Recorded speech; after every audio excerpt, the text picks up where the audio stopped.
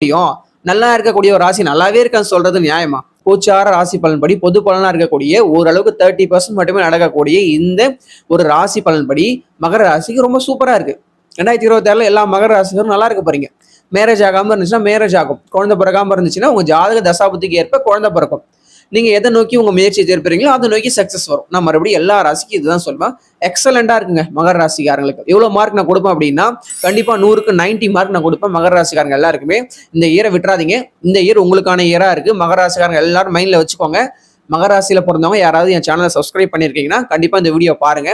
மீனராசிக்காரங்க நிறைய பேர் இருப்பான்னு எனக்கு தெரியும். பட் மகர ராசிக்கு நான் சொல்றேன், ஆத்மார்த்தமா சொல்றேன், இந்த இயர் ரொம்ப நல்லா இருக்கு. நம்ம தளபதி விஜய் சார் ஸ்டைல ஒரு விஷயத்தை நான் சொல்லுவேன். இந்த 2026ல 2 ராசிக்கு இடையே தான் போட்டியே.